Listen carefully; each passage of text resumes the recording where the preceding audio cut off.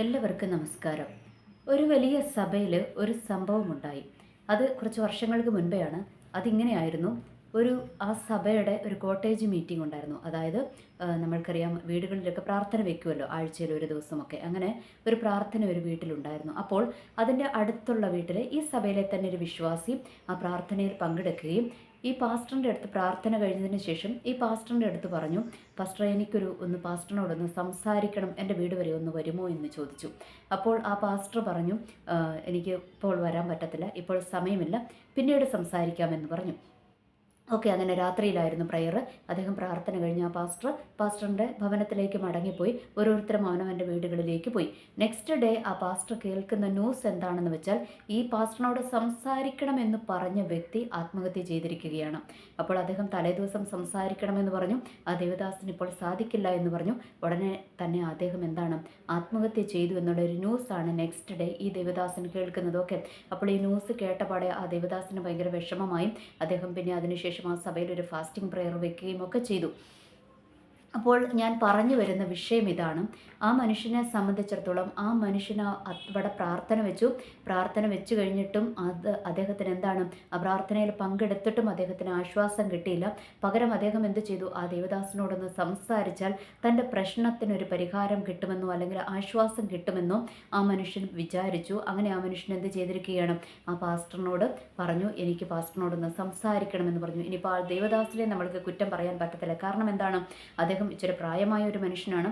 അതുമല്ല, രാത്രിയിലെ പ്രാർത്ഥനയൊക്കെ കഴിഞ്ഞ് ഏകദേശം ഒരു 9-9:30 ഫുഡൊക്കെ കഴിച്ച് കഴിഞ്ഞു. ഇനി അദ്ദേഹത്തിന് ട്രാവൽ ചെയ്ത് വീട്ടിൽ പോവുകയും വേണം. അപ്പോൾ അതിൻ്റെ ഇടയ്ക്ക് സംസാരിക്കുവാൻ പറ്റാത്തൊരു സിറ്റുവേഷൻ വന്നു കാണും. അദ്ദേഹത്തിന് ക്ഷീണമൊക്കെ ഉണ്ടായിക്കാണും. നമ്മൾക്കറിയാം, കോട്ടേജ് പ്രയർ ആണെങ്കിൽ പോലും അത് വെച്ച് കഴിഞ്ഞാൽ ഒരു 2.5-3 മണിക്കൂർ എടുക്കുമല്ലേ അവർ പ്രയർ തീരുവാൻ വേണ്ടിയിട്ട്. കാരണം നമ്മൾക്കറിയാം, അതിൻ്റെ ഓരോ ചടങ്ങുകളുണ്ട്, പ്രാർത്ഥനയുണ്ട്, പാട്ടുണ്ട്, ഇതെല്ലാം ഉണ്ട്. ഇനി അതിൻ്റെ ഇടയ്ക്ക് ഈ നടക്കുന്ന പ്രാർത്ഥനയുടെ അനുഗ്രഹത്തിന് വേണ്ടി പ്രാർത്ഥിക്കുവാൻ പറഞ്ഞു കഴിഞ്ഞാൽ ആണുങ്ങളുടെ സൈഡിൽ നിന്നും ഒരാൾ, പെണ്ണുങ്ങളുടെ സൈഡിൽ നിന്നും ഒരാൾ പ്രാർത്ഥിക്കുവാനായിട്ട് പറയും.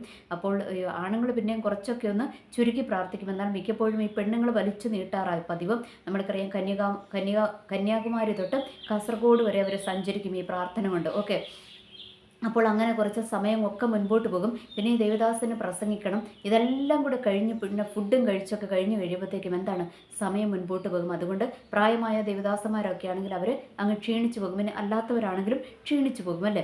അപ്പോൾ അദ്ദേഹം പറഞ്ഞു, പിന്നീട് സംസാരിക്കാമെന്ന് പറഞ്ഞു. എന്നാൽ ഈ മനുഷ്യൻ പോയിട്ട് ആത്മഹത്യ ചെയ്യുകയാണ് ചെയ്തത്. ഓക്കെ, ഇവിടെ ഞാൻ വരുന്ന കാര്യം എന്താണെന്ന് വെച്ചാൽ, ഈ മനുഷ്യൻ ആരിലാണ് ആശ്രയിച്ചത്? ഈ മരണപ്പെട്ടു പോയ മനുഷ്യൻ ആശ്രയിച്ചത് മനുഷ്യൻ്റെ മുഖത്തോട്ട് നോക്കി, അല്ലെങ്കിൽ ആ ദേവദാസൻ്റെ മുഖത്തോട്ട് നോക്കി എന്ന് നമ്മൾക്കിവിടെ കാണുവാനായിട്ട് കഴിയും.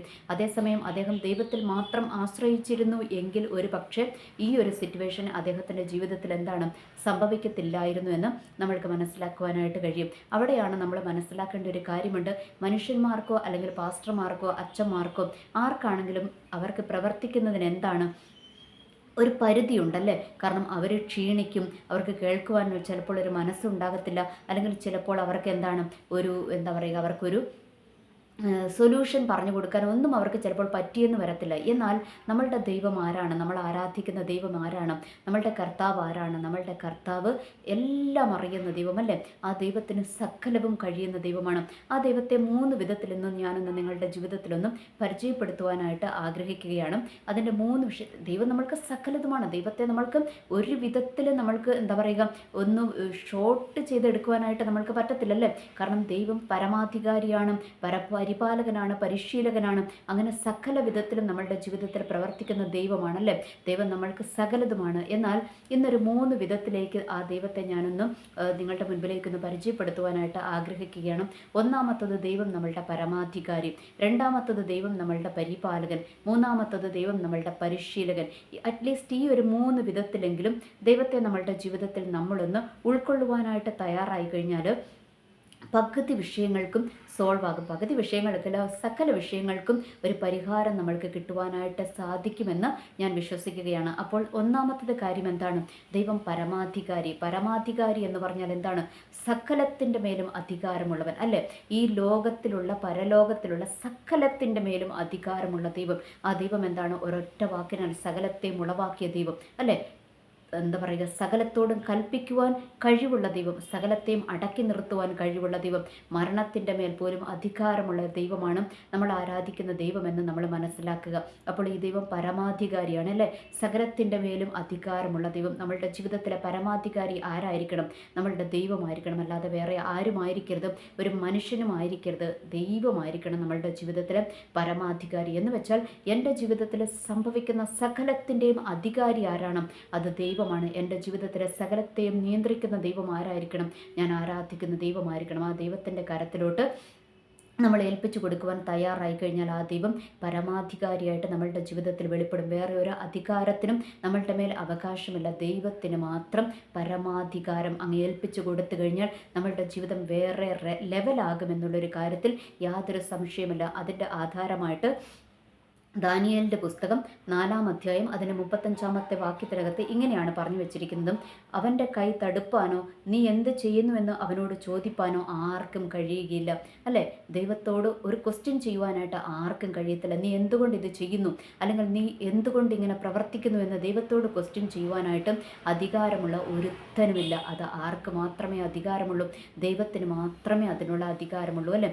ദൈവം പറയുന്നു, ഞാനാകുന്നവൻ ഞാനാകുന്നു എന്നാണ് ആ ദൈവം പറഞ്ഞിരിക്കുന്നത്. അതുകൊണ്ട് ദൈവത്തെ നമ്മളുടെ ജീവിതത്തിൻ്റെ പരമാധികാരിയായിട്ട് നമ്മളങ്ങ് എന്താ പറയുക ക്ഷണിച്ചു കഴിഞ്ഞാൽ ആ ദൈവം നമ്മളുടെ ജീവിതത്തിൻ്റെ പരമാധികാരിയായിട്ട് വെളിപ്പെടുവാനായിട്ട് ഇടയാകും. എന്ന് വെച്ചാൽ നമ്മളുടെ ജീവിതത്തിൻ്റെ സകല നിയന്ത്രണവും ആരുടെ കരത്തിലാകും? ദൈവത്തിൻ്റെ കരത്തിലാകും. ഇനി അതിനകത്തൊരു കാര്യമുണ്ട് കേട്ടോ, നമ്മൾ ആ ദൈവത്തെ ഏൽപ്പിച്ചു കൊടുക്കണം. ആ ദൈവത്തിൻ്റെ കരത്തിലേക്ക് നമ്മളെ ഒന്ന് ഏൽപ്പിച്ചു കൊടുക്കണം. അല്ലെങ്കിൽ പരമാധികാരിയായിട്ട് നമ്മളുടെ ജീവിതത്തിലേക്ക് ആ ദൈവത്തെ നമ്മൾ ക്ഷണിക്കുവാനായിട്ട് തയ്യാറാകണം. ആ ദൈവം നമ്മൾ ക്ഷണിച്ചാൽ മാത്രമേ ദൈവം വരത്തുള്ളൂ കേട്ടോ. അത് നമ്മളൊന്ന് മനസ്സിലാക്കണം. ദൈവത്തെ അറിയാതെ ദൈവമില്ല, ദൈവത്തിനൊന്നും കഴിയത്തില്ല എന്നൊക്കെ പറഞ്ഞുകൊണ്ട് നമ്മൾക്ക് തോന്നുന്നത് പോലെ നടന്നു കഴിഞ്ഞാൽ നമ്മളുടെ ജീവിതത്തിൽ പരമാധികാരിയായിട്ട് ദൈവം വെളിപ്പെടത്തില്ല. ദൈവം പരമാധികാരിയായിട്ട് നമ്മളുടെ ജീവിതത്തിൽ വെളിപ്പെടണമെങ്കിൽ ആ ദൈവത്തിൻ്റെ കരത്തിലേക്ക് നമ്മൾ ഒന്ന് ഏൽപ്പിച്ചു കൊടുക്കണം. നമ്മളൊന്ന് സറണ്ടർ ചെയ്യുവാനായിട്ട് നമ്മൾ തയ്യാറാകണം. ഇനി അടുത്തത് എന്താണ്? ദൈവം നമ്മൾക്ക് പരിപാലകൻ. അതിൻ്റെ ഒരു ആധാരമായിട്ടുള്ളൊരു വചനമാണ് സങ്കീർത്തനം 121:5 പറയുന്നു, യഹോവ നിൻ്റെ പരിപാലകൻ. അല്ലേ? യഹോവ നമ്മളുടെ പരിപാലകനാണെന്ന് ഇവിടെ സങ്കീർത്തനക്കാരൻ പറഞ്ഞു വെച്ചിരിക്കുകയാണ്. ഇനി സങ്കീർത്തനക്കാരൻ ചുമ്മാ എഴുതി വെച്ചതാണോ? അല്ല. ആ സങ്കീർത്തനക്കാരൻ്റെ ജീവിതത്തിൽ സങ്കീർത്തനക്കാരൻ അനുഭവിച്ച കാര്യമാണ് പറഞ്ഞിരിക്കുന്നത്. ദൈവം എൻ്റെ പരിപാലകനാണ് എന്ന് അവിടെ പറഞ്ഞു വെച്ചിരിക്കുകയാണ്. ഓക്കെ, അപ്പോൾ ദൈവം നമ്മൾക്കും ആരായിരിക്കണം? നമ്മളുടെ പരിപാലകനായിരിക്കണം. എന്ന് വെച്ചാൽ നമ്മളെ അനുനിമിഷം പരിപാലിച്ച് വഴി നടത്തുന്ന ദൈവം, നമ്മളുടെ ആവശ്യങ്ങളിൽ കൂടെ ഇരിക്കുന്ന ദൈവം. അല്ലേ? നമ്മൾക്ക് എന്തെങ്കിലും ഒരു ആവശ്യം വന്നാൽ നമ്മളുടെ കൂടെ ഇരിക്കുന്ന ദൈവം. ഓർക്കുക, ഈ പരിപാലകൻ എന്ന് പറഞ്ഞാൽ നമ്മൾക്ക് എന്താണ്? ആ ഒരു ദൈവം നമ്മൾക്ക് ആരാണ്? നല്ല ഇടയനായിട്ട് 23-ാം സങ്കീർത്തനത്തിൽ നമ്മൾ കാണുന്നുണ്ട് കേട്ടോ. അവിടെ എന്താണ്? അവിടെ ആടുകളെ പരിപാലിക്കുന്ന ഒരു ദൈവത്തെ കാണുവാനായിട്ട് കഴിയും. അവിടെ ആ ഒരു ഇടയൻ്റെ നല്ല ഇടയൻ ആരാണ്? നല്ല ഇടയൻ ആടുകൾക്ക് വേണ്ടി ജീവനെ തന്നെ തരുന്ന ദൈവമാണ്. അതുകൂടാതെ എന്താണ്? വഴിതെറ്റി പോകുമ്പോൾ അതിനെ അന്വേഷിച്ച് കണ്ടെത്തുന്ന ദൈവം. അല്ലേ? 100 ആടുണ്ടായിരുന്നു അല്ലേ? അതിലൊന്നിനെ കാണാതെ പോയി കഴിഞ്ഞാൽ 99 മരുഭൂമിയിൽ വിട്ടിട്ട് കാണാതെ പോയ ഒന്നിനെ തേടി അലയുന്ന ഒരു ദൈവത്തെ നമ്മൾക്ക് കാണുവാനായിട്ട് കഴിയും. ഓർക്കുക, ആ ദൈവം ആരാണ്? നമ്മളുടെ പരിപാലകനായിട്ട് ദൈവം വെളിപ്പെട്ട് കഴിഞ്ഞാൽ എന്താണ്? നമ്മൾക്ക് വേണ്ടുന്ന എല്ലാം ദൈവം നടത്തി തരുവാനായിട്ട് ഇടയാകും. നമ്മൾ നടക്കേണ്ടുന്ന വഴി, പോകേണ്ടുന്ന വഴി എല്ലാം ദൈവം നമ്മൾക്ക് കാണിച്ചു തരുവാനായിട്ട് ഇടയായിത്തീരും. അതുകൂടാതെ അവിടം കൊണ്ട് പരിപാലകൻ്റെ ഡ്യൂട്ടി അവിടം കൊണ്ട് അവസാനിച്ചോ? ഇല്ല.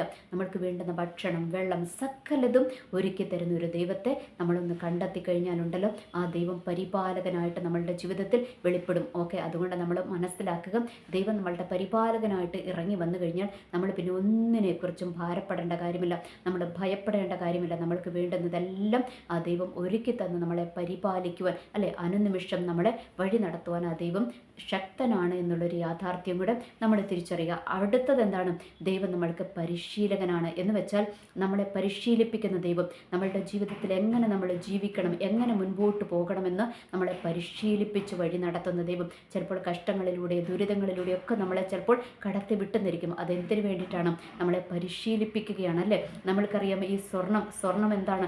സ്വർണം ഉരുക്കി ഇങ്ങനെ സ്വർണത്തെ ആ ഒരു സ്വർണമായിട്ട് നമ്മളുടെ കരത്തിലോട്ടൊക്കെ കിട്ടുമ്പോൾ എങ്ങനെയാണ്? അതിന് തീയിലൊരു ഉരുക്കലുണ്ട്. അതിനകത്തൊരു തീയിലൂടെ ആ സ്വർണത്തെ ഇങ്ങനെ അതിൻ്റെ ഒരു യഥാർത്ഥ മാറ്റി വെളിപ്പെട്ട് വരുവാൻ തീയിലൂടെയാണ് അതിനെ ശോധന കഴിച്ചെടുക്കുന്നതെന്ന് നമ്മൾക്കറിയാം. അതിനുശേഷമാണ് ആ സ്വർണമായിട്ട് നമ്മളുടെ മുൻപിൽ ഇങ്ങനെ നിൽക്കുന്നതെന്ന് നമ്മൾക്ക് കാണുവാനായിട്ട് കഴിയും. അതുപോലെ തന്നെയാണ് ഓരോന്നിനും എന്താണ് പരിശീലനം ആവശ്യമാണ്. പരിശീലനമില്ലാതെ നമ്മൾക്ക് എന്താണ് മുൻപോട്ട് പോകുവാനായിട്ട് കഴിയത്തില്ല. ഓർക്ക് നമ്മളുടെ ജീവിതത്തിലാണെങ്കിൽ പോലും ഈവൻ നമ്മൾക്കൊന്ന് കുക്ക് ചെയ്യുമ്പോൾ ഒരു ഗ്ലാസ് ചായ വെക്കണമെങ്കിൽ പോലും നമ്മൾക്കതിനൊരു പരിശീലനം ആവശ്യമാണല്ലേ. അപ്പോൾ ഈ പരിശീലനം എന്തിനാണ്? പരിശീലനം അത് നല്ലതായിട്ട് അതിൻ്റെ റിസൾട്ട് അല്ലേ, ബെസ്റ്റ് റിസൾട്ട് കിട്ടുവാൻ വേണ്ടിയിട്ടാണ് ഈ പരിശീലനം നമ്മളുടെ ജീവിതത്തിൽ ആവശ്യമായി വരുന്നത്. അപ്പോൾ ഓർക്ക് ദൈവം പരിശീലകനായിട്ട് നമ്മളുടെ ജീവിതത്തിലോട്ട് ഇറങ്ങി വന്നാൽ നമ്മൾക്ക് പരാജയം ഉണ്ടാകത്തില്ല. പകരം എന്താണ്, നമ്മളെ പൊന്നുപോലെ പുറത്ത് കൊണ്ടുവരും. പൊന്നുപോലെ പുറത്ത് കൊണ്ടുവരിക മാത്രമല്ല, നമ്മൾക്ക് വഴി തെറ്റാതെ അല്ലെങ്കിൽ നമ്മൾ പരാജയപ്പെടാതെ നമ്മളെ കൊണ്ടുപോകും. നമ്മൾക്കറിയാം, നമ്മളൊരു ജോലിയിൽ പ്രവേശിച്ചു കഴിയുമ്പോൾ ആ ജോലിയിൽ എന്താകണം, നമ്മൾക്കൊരു പരിശീലനം ഉണ്ടാകണം അല്ലേ. നമ്മൾ ചില ജോലികൾക്കൊക്കെ വേണ്ടിയിട്ട് നമ്മൾ അപ്ലൈ ചെയ്ത് കഴിയുമ്പോൾ അവരെന്ത് പറയും, എക്സ്പീരിയൻസ് ആവശ്യമാണെന്ന് പറയും. ഈ എക്സ്പീരിയൻസ് എന്തിനാണ്?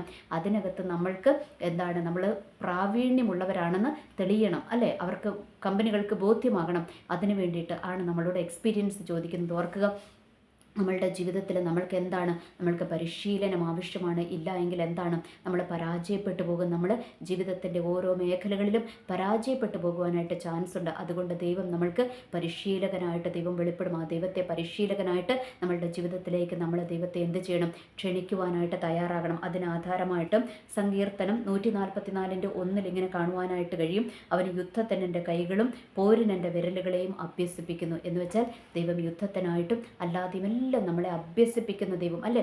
ഓരോന്നും ദൈവം നമ്മളെ അഭ്യസിപ്പിക്കുന്ന ഒരു ദൈവത്തെ നമ്മൾക്ക് കാണുവാനായിട്ട് കഴിയും. ഇനി യുദ്ധമുഖത്താണെങ്കിൽ പോലും പുതിയൊരു ഭടൻ അവിടെ പോയി ജയിച്ചു കയറുവാനായിട്ട് പറ്റുമോ? ഇല്ല. അവർക്ക് എന്തുണ്ട്, ട്രെയിനിങ് കൊടുക്കും അല്ലേ. എന്ന് പറയുന്നത് പോലെ ദൈവം നമ്മളുടെ യുദ്ധം ആരോടാണ്? വാഴ്ചകളോടും അധികാരങ്ങളോടും സ്വർലോകങ്ങളിലെ ദുഷ്ടാത്മ സേനയോടുമാണ് നമ്മൾക്ക് എന്തുള്ള യുദ്ധമുള്ളത്. ആ യുദ്ധത്തിനൊക്കെ നമ്മളെ അങ്ങ് ചുമ്മാ കൊണ്ടുവന്ന് നിർത്തുവാൻ പറ്റുമോ? ഇല്ല. അതിന് നമ്മൾക്ക് എന്ത് വേണം? നമ്മൾക്ക് പരിശീലനം ആവശ്യമാണ്. അതുകൊണ്ട് ഈ ദിവസങ്ങളിൽ എന്താണ്, നമ്മൾ ദൈവത്തിൻ്റെ കരത്തിലേക്ക് നമ്മളെ ഒന്ന് ഏൽപ്പിച്ചു കൊടുക്കുക. ദൈവം നമ്മളുടെ ജീവിതത്തിൽ പരമാധികാരിയായിട്ട്, പരിപാലകനായിട്ട്, പരിശീലകനായിട്ടൊന്ന് ഇറങ്ങി വരുവാൻ, അങ്ങനെ ദൈവം നമ്മളുടെ ജീവിതത്തിലൊന്ന് നമ്മളുടെ നിയന്ത്രണമൊന്ന് ഏറ്റെടുക്കുവാൻ, നമ്മളുടെ ജീവിതത്തിൻ്റെ നിയന്ത്രണമൊന്ന് ഏറ്റെടുക്കുവാൻ നമ്മളങ്ങ് ഏൽപ്പിച്ചു കൊടുത്താൽ മതി. ഓർക്കുക, ഞാൻ ആദ്യം പറഞ്ഞതുപോലെ ആ മനുഷ്യൻ ദൈവത്തിൽ ആശ്രയിച്ചില്ല, പകരം മനുഷ്യനിലാണ് ആശ്രയിക്കുവാനായിട്ട് പോയത്. ഓർക്കുക, ഈ മനുഷ്യനിൽ ആശ്രയിക്കുവാനായിട്ട് നമ്മൾ പോയി കഴിഞ്ഞാൽ മനുഷ്യൻ എപ്പോഴും എന്താണ്, വാക്ക് മാറുന്നവനാണല്ലേ. അവന് ഇന്ന് പറയുന്നതല്ല നാളെ പറയുന്നത്, ഇന്ന് പ്രവർത്തിക്കുന്നതല്ല നാളെ പ്രവർത്തിക്കുന്നത്. ചിലപ്പോൾ നമ്മളോട് കുറേ പ്രോമിസുകളൊക്കെ തരും, അതൊന്നും ചിലപ്പോൾ അവർക്ക് എന്താ പറയുക, നിറവേറ്റുവാനായിട്ട് കഴിയത്തില്ല. എന്നാൽ നമ്മളുടെ ദൈവം എന്താണ്, ദൈവം നമ്മളുടെ ജീവിതത്തിൽ ഒരു പ്രോമിസ് തന്നിട്ടുണ്ടെങ്കിൽ അത് പൂർത്തീകരിക്കുവാൻ ശക്തനായ ഒരു ദൈവമാണ്. കാരണം ദൈവത്തിന് ഒന്നിനും പരിമിതിയില്ലല്ലേ, ദൈവത്തിനൊന്നിനും അതിരില്ല. ദൈവം അതിരില്ലാതെ പരിമിതികളില്ലാതെ നമ്മൾക്ക് വേണ്ടി ഇറങ്ങി വരുന്ന ദൈവമാണ്. അതുകൊണ്ട് ഈ ദൈവത്തിൽ ആശ്രയിക്കുന്നതാണ് മനുഷ്യനിൽ ആശ്രയിക്കുന്നതിനേക്കാൾ ഏറ്റവും നല്ലതെന്നുള്ളൊരു യാഥാർത്ഥ്യം നമ്മൾ തിരിച്ചറിയുക. അതുകൊണ്ട് ഈ ജീവിതത്തിൽ നമ്മൾ ഈ 3 മേഖലകൾ, ഇങ്ങനെ ഒരു 3 വിധത്തിൽ നമ്മളൊന്ന് നമ്മളുടെ ജീവിതത്തിലേക്ക് ദൈവത്തെ ഒന്ന് ഇൻവൈറ്റ് ചെയ്യുവാൻ നമ്മളൊന്ന് തയ്യാറായാലുണ്ടല്ലോ, നമ്മളുടെ ജീവിതത്തിൻ്റെ ലെവൽ മാറും. നമ്മളുടെ ജീവിതത്തിന് വേറൊരു തലം വരുന്നത് കാണുവാനായിട്ടും നമ്മൾക്ക് കഴിയും. എനിവേ, ദൈവം നമ്മൾക്ക് പരിശീലകനായി പരിപാലകനായിട്ട് ദൈവം നമ്മളുടെ ജീവിതത്തിലൊന്ന് വെളിപ്പെടട്ടെ, പരമാധികാരിയായിട്ടൊന്നും വെളിപ്പെടട്ടെ. കാരണം ദൈവം നമ്മളുടെ പരമാധികാരിയായി കഴിഞ്ഞാൽ വേറൊരു അധികാരങ്ങളും നമ്മളെ കീഴ്പ്പെടുത്തത്തില്ല എന്നുള്ളൊരു യാഥാർത്ഥ്യം നമ്മൾ തിരിച്ചറിയുക. എനിവേ, എല്ലാവർക്കും നല്ലൊരു ദിവസം ആശംസിക്കുന്നു. നന്ദി, നമസ്കാരം.